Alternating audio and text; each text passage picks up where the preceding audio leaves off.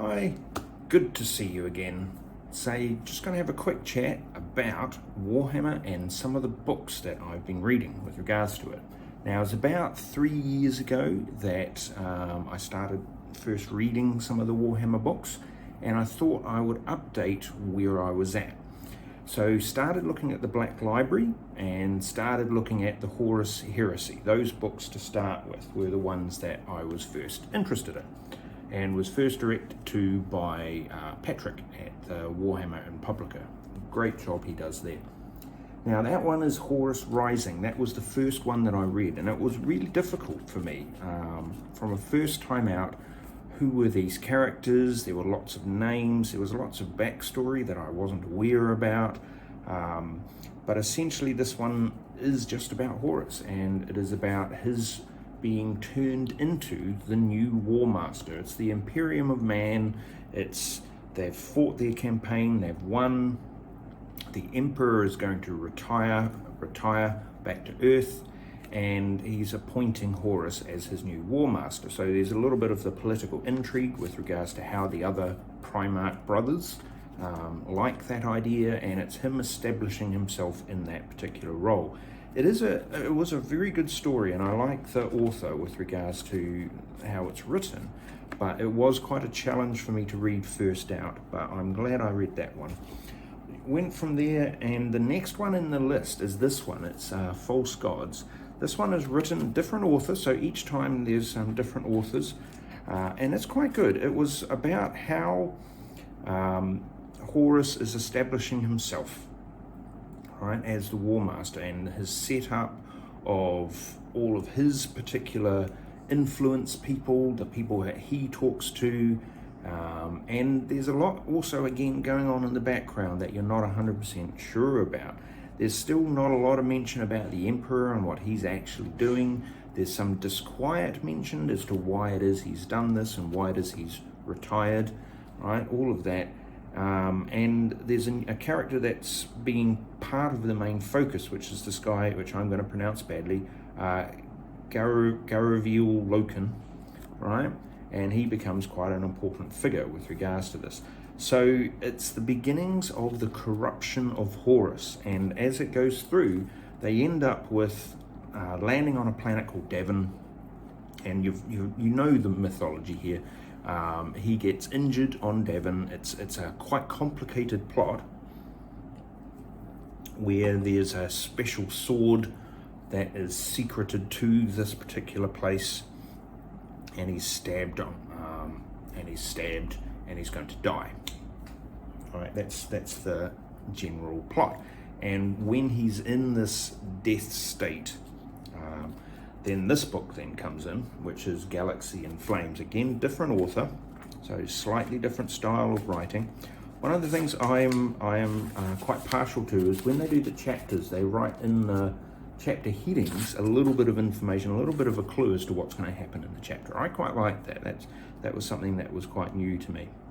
Okay, so in this particular book here, this is where the actual explosion with regards to the conspiracy actually happens. All right, so we don't really know in here quite what Horus's decision is that he's made. We assume that he has given himself, basically made a deal with the Chaos Gods that are in the warp. All right, they have tricked him, and there's a lot in there, because there's another Primarch who tries to stop it, and it's Magnus the Red, and he arrives in there and he manages to get inside the dream state. There's the other members of the Mournival, I'm going to pronounce it that, who somehow seem to think all of this is okay, what's happening, and they seem to just unquestioningly follow what War Master Horus says to do and the people around him, even though quite clearly some of the things that they're doing is shady as anything. So this is where Loken starts to discover and starts to really question, and there's some battles that happen in this one, quite big ones, and it is where the reality of the heresy starts to hit home. This one here, I really liked this one. This was the Flight of the Eisenstein, okay? And in this one, Captain Garo, all right, he is fleeing, okay? He's discovered the Horus Heresy and he's fleeing. He's trying to get back to Terra to tell the Emperor what's going on and to warn him, right? However, he gets stuck, okay? He gets stuck in the warp, and there's a lot of battles within there in the warp, and it's all about whether Garo can get back to Earth, Terra as it's known, in time. So that I really enjoyed that particular story as well. Each time there's new characters added, and there's also extra characters that will pop in that you're not 100% sure where they've kind of come from, but their backstory is part of other books, and they have whole spin-off stories that come from there. Nothing is explained in any of these realistically about the Emperor, and that was something that I was kind of thinking, why, you know, where is he? Why is he not involved with all of this? The most that they are suggesting is that he is sitting on the Golden Throne, and that he is engaged with Earth politics. The next one I read was this one. This was Fulgrim. All right, so this was really good as well. All right, so in this one, it's about the Primarch Fulgrim and all of his soldiers, his children, all right, and how they all get corrupted by the forces of chaos, all right, from the Imperium.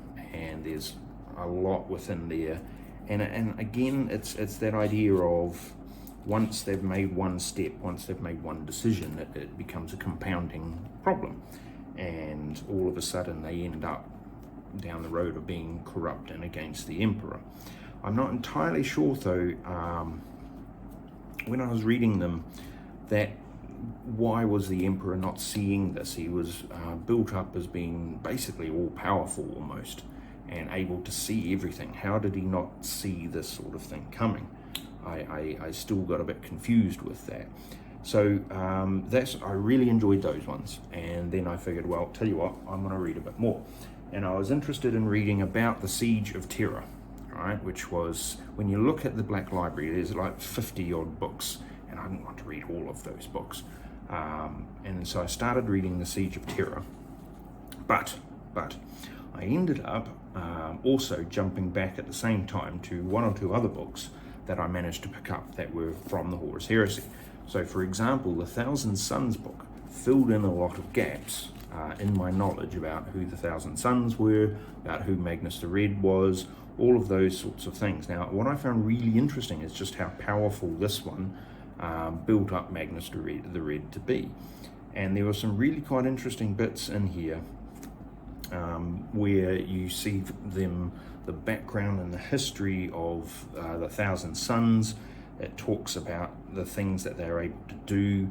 They're starting to use their powers, which they're not supposed to because the Emperor has told them not to. So it's that question, why are they being allowed to? Some of the abilities that they have are pretty fantastic and amazing. So can they not use those powers to actually, you know, get past the chaos, right, the chaos gods in particular? Then this has also got a big battle with the Space Wolves. Not to put too many spoilers in there, but it has a big battle with the Space Wolves. The Space Wolves get tricked by the War Master into attacking them to kill them. And essentially they do, but it's later revealed that they kind of don't.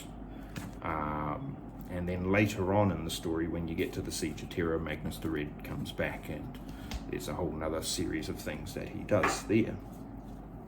I then went to, as well as reading about the Siege of Terra, I also kept reading about the Horus Heresy, so I found this one, which was The First Heretic, and I thought this would be a really interesting one to read, because this one is about the Word Bearers, about Lorgar, and how he became corrupt. What was it that caused him to embrace the chaos and the chaos powers? And this one again, I enjoyed, but I struggled a bit with the notion that he wasn't contained, that the Emperor made a proclamation that said he wasn't allowed to do things, right, with regards to the warp, that some of the things that he was doing were against the rules, and yet he told him off, and that's about it. That's all that happened.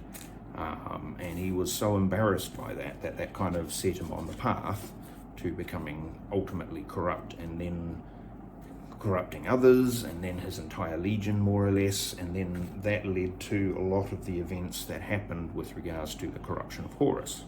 Okay, but again, it's that whole thing that decisions were made, and I wasn't 100% sure, because this one was really the first introduction that I'd had to the Emperor, because in those other ones I hadn't really seen much about the Emperor at all.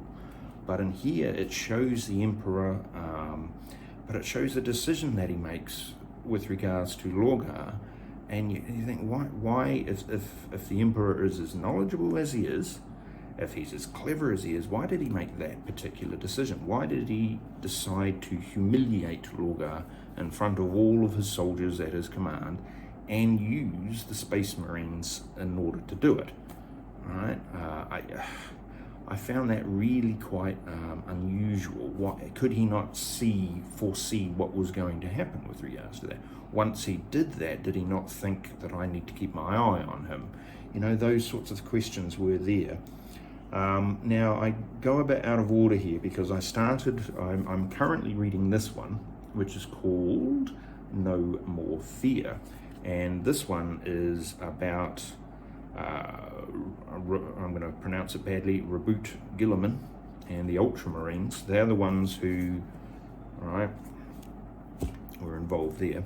And it's about how the word bearers then end up attacking the Ultramarines, and there's big battles, etc. with regards to that. This is actually set basically after the Horus heresy, in the sense that he's already a heretic, right? He's already condemned a whole lot of his sons to the Chaos Gods, and there's a lot already that's been happening, including a massive battle on Isfahan, where a lot of his fellow soldiers, brothers, were actually killed in a massive big battle, which was really interesting to read. But he doesn't know that. He actually has no knowledge of that particular battle even happened. So again, it's that idea that I haven't quite finished this one yet. I'm 3/4 of the way through. But he is learning of these events kind of at the same time that they're happening, when he's been attacked, and he's completely unaware. And how is he unaware, and why did he not know that had happened? Why, he's portrayed as a brilliant tactician, but why, it might be explained later on, but why did he not see that the word bearers were about to attack them? Why did he not understand that? So I'm quite interested in that, and there are other characters in here they're reintroducing in here. Ol, who becomes important later on. I'm going to say Ol. I don't know if that's his full name. Ol Pearson, who is basically an immortal or eternal. I'm trying to remember how they phrase it. Perpetual. That's the one. And there's a handful of these people, and it turns out that the Emperor is one of them. And they have existed, and various machinations have happened, and a lot of them have died or gone into hiding or the like. Ol has been in service of the Emperor and continues to be in service of the Emperor, and so he turns up in this story as well. So I'm quite excited to see how that happens. The next one, sort of chronologically, although I didn't read it in that particular order, is this one, which is The Master of Mankind. Again, this one's written by the same author as this one, and so it is written in a quite interesting way, and it does fill in, this is about the Emperor of Mankind, it does fill in a lot of the backstory that I wasn't aware about, and thanks very much to Wes Hammer and his YouTube channel, because I managed to catch up on a lot of lore and a lot of thinking about all of this from him and his numerous videos that he puts out, and they're really good, so I fully encourage you to watch Wes Hammer's videos. The Horus Heresy, the Master of Mankind book, looks at what's called the War in the Webway. And the Webway project is what the Emperor has been doing since he's retired. And the idea is that he wants to use this system, the Webway system, in order to move around the galaxy so that they don't have to use the warp, and that they therefore won't need to worry about the various chaos gods and creatures within the warp. Yeah, and that's really cool, and I like a lot of what that does. And part of what this does also is it shows the power of the Emperor, because it has him traveling through time, and he ends up almost projecting his future consciousness into past versions of himself, but he also drags a person with him, one of his custodies with him, to show him various events in the Emperor's life, including essentially the creation of himself, and that sort of history of him. And you find out more about how he was created and what he has battled with.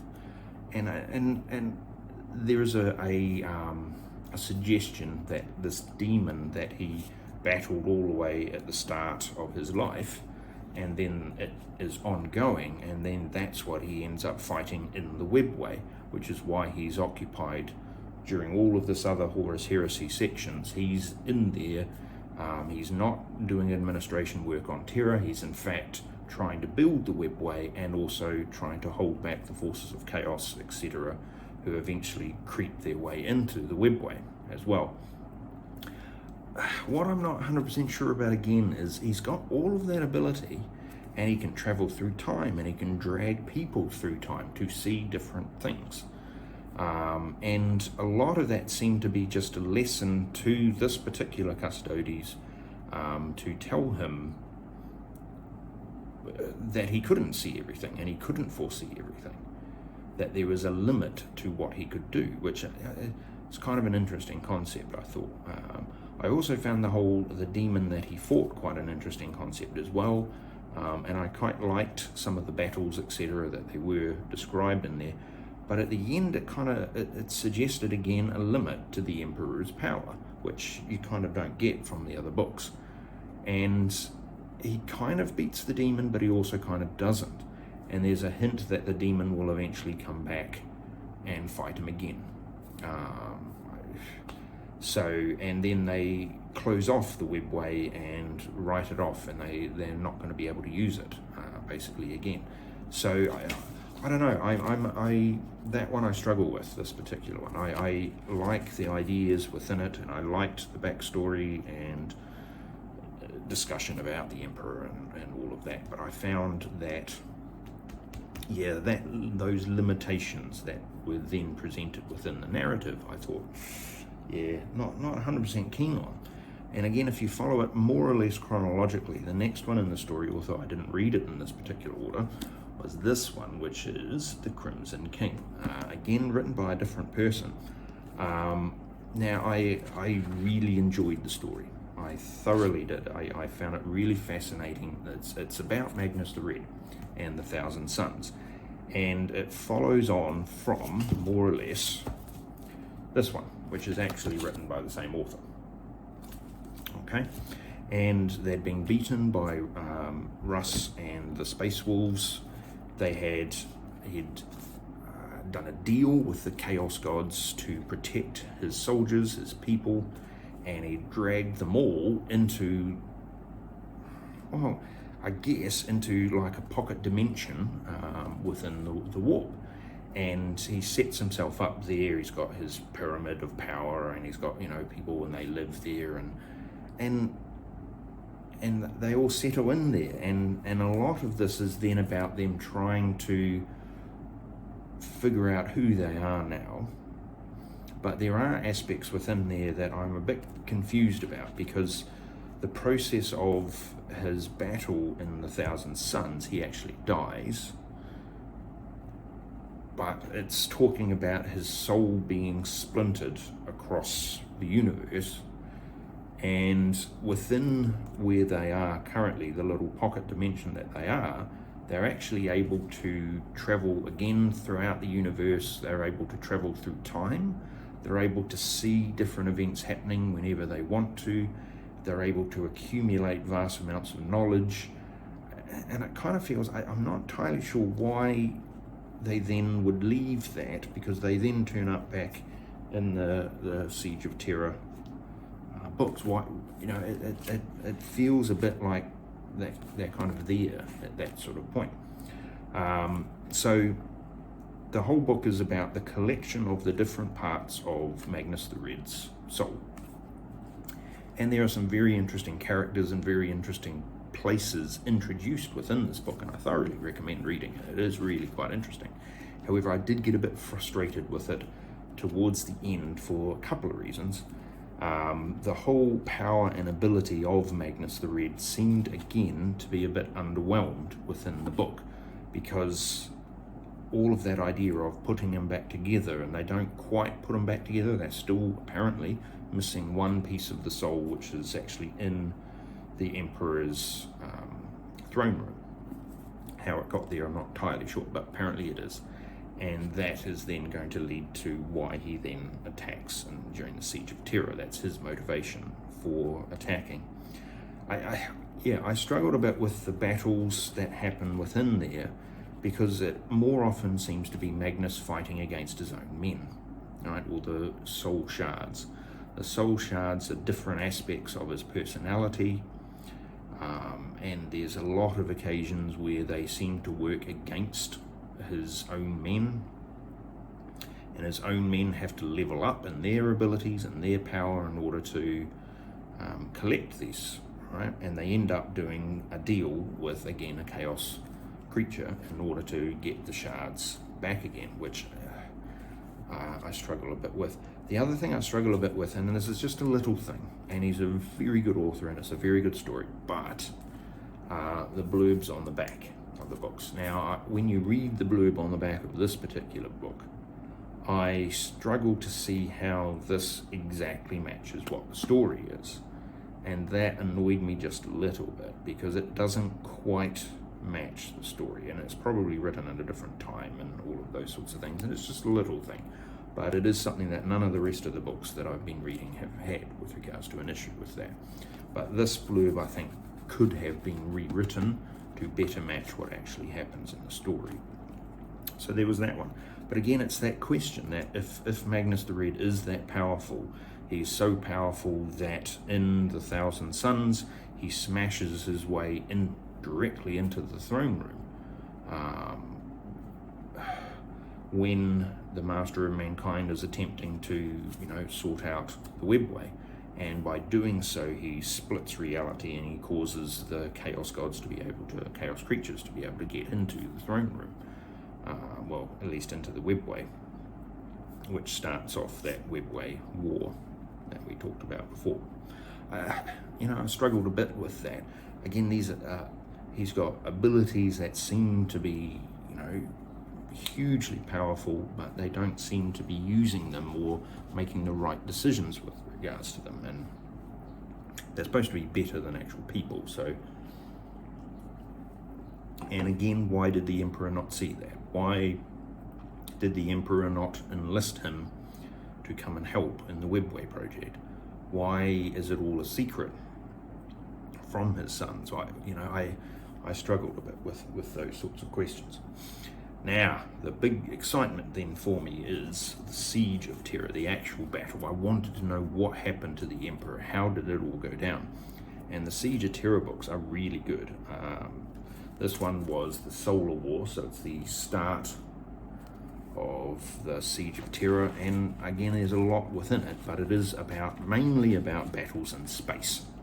And they are trying to defeat the defenses of planet Earth. They're trying to sneakily bring people through portals whilst keeping other people out, right, in order to mass their armies so that they can do a big siege on Terra. So that is quite an interesting story. I enjoyed it. It isn't one of my favorites, but it was a good start to the Siege of Terror books. Next one is actually this one, which I read not that long ago, called The Lost and the Damned, that one. And again, this one I really enjoyed.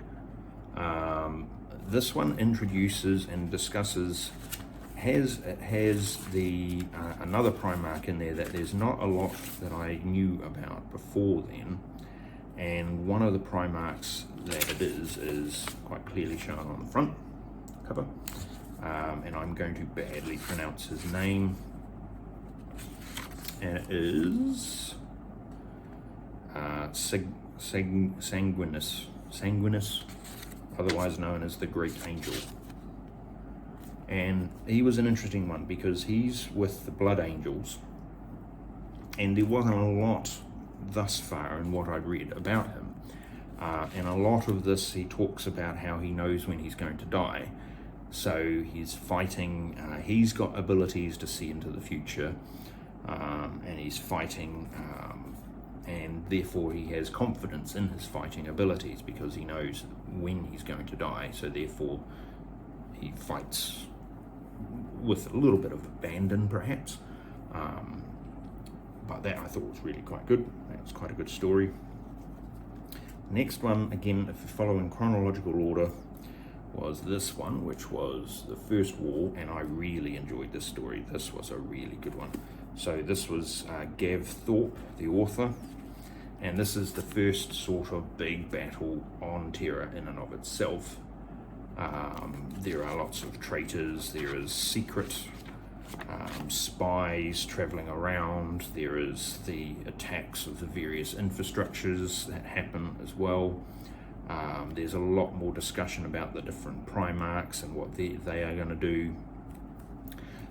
There's more information about what Terra, the home world, actually looks like, you know, in the old throne world in and of itself as well. So there is a lot of battles that go on in there, and that's a really good one. I really enjoyed that. This one, which I read not too long after that one, I'm going to pronounce it Saturn. This one is a little bit, yeah, this is really good too. This is more of, again, it's following on, so they're still battling on Terra, and there's a lot that happens with the traitors and their attacks and the ground that they take, but it's also more about the Primarch who's responsible for defense and his decisions that he's making. There are a few new characters introduced again. Some of those, again, their backstories are somewhere else, and they actually look really interesting. The Perpetuals, again, there's discussion about them. There's a little bit of a discussion about the Emperor, and about the mother of the Primarchs, and that I found quite interesting. And there's discussion in there about whether, you know, that the chaos incident which caused the Primarchs to all be, you know, sent around the universe. So that was a good story as well. And there was, you know, the corruption and attack of Angron, and he ends up becoming a full-fledged demon in this particular one. There's some really, really well-written battle stories, like really well-written. Very, very pleased to read those. Now this one is the next one, and this one's called Mortis. So if you're following chronologically, this is the 5th book. This one I haven't read yet, and I'm quite looking forward to reading this one. But this is the ongoing battle. There's parts of the infrastructure that the traitors have seized. They are very clearly having the upper hand in a lot of the battles. I do know, I watch the Wes Hammer channel, and I do know what ends up happening. And parts of that you kind of see in the Master of Mankind, where he actually uses the Golden Throne with the 1,000 volunteers as sacrifice to boost his power to fight the demon. And he's doing that then, which kind of gives a bit of a suggestion as to what's going to happen later during the Siege of Terra. But yes, Mortis is more about, haven't read it yet, but it looks really interesting, and it is talking here about what happens in those assaults, the big war engines are going to come out here, and what are they called? The Legio Mortis, the Titans. So that I'm really interested to read that. I do need to finish the No Fear book, which I'm about 3/4 through, so that won't take long. Now, when you move from there, now then, I'm getting a bit confused now because I have now got also, which is listed as Siege of Terror, this one, which I haven't read, Garo, Knight of Grey. Now this one, I'm trying to work out where this one fits. This one fits right at the end. It's called a novella, so it's not actually part of the main story, so it's an aside. Mortis is book 5, that's the one I've got there. Then I need Warhawk, which is book 6, and Echoes of Eternity. Now, interestingly enough, the other day my lovely wife managed to secure for me Echoes of Eternity, which is book 7. So I do still need Warhawk, which is book 6. And then once I've done that, I'll be able to jump into those ones as well. After book 6, there's this book 7. There appears to be the novella about Garo and the Knights of Grey, but also novellas about the Sons of Selenar. I don't know what that one is. No, I don't know what that is. I've also got, I've also, at the same time as reading these, I've also read a few short stories and anthologies.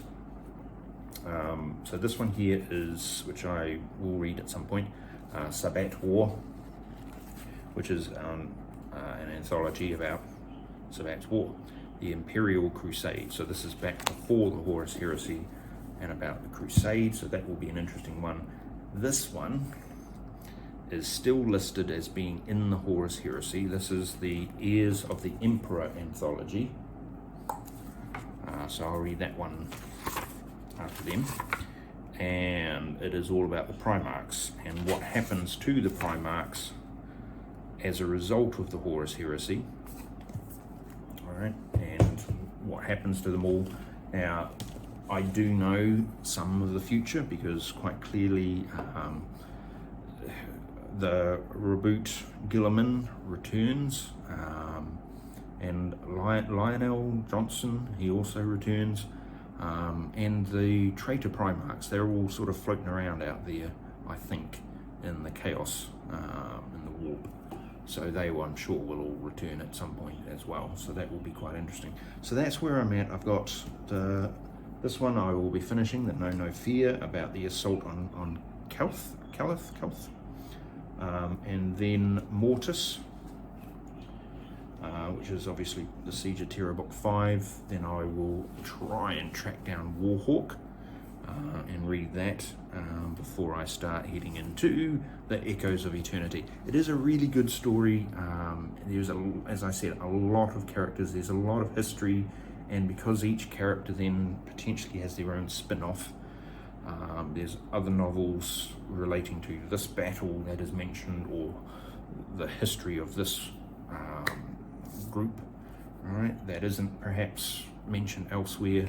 And as the 40K universe expands and its, adventures, I guess, there will be a lot more, I'm sure, as they come forward. I wonder if they will start bringing in more stories about, like, the Eldar race, because there aren't a lot about them. They might bring in more stories also about the other creatures, the Xenos creatures that are around in the universe, and maybe from their perspective as opposed to from the very human perspective that we have. But I would be interested more in stories also about the Eldar and about the Webway as well, and how that all came about. I'm quite interested in that, and some of those pocket dimensions that they describe in the Crimson King book. If they exist, then they might be quite a useful thing to have and to be able to perhaps control. Alright, so that's where I'm at. Thought I'd update you on my readings of Warhammer 40K. Yes, otherwise, hey Cornetta, have a fantastic day, and we'll see you again sometime.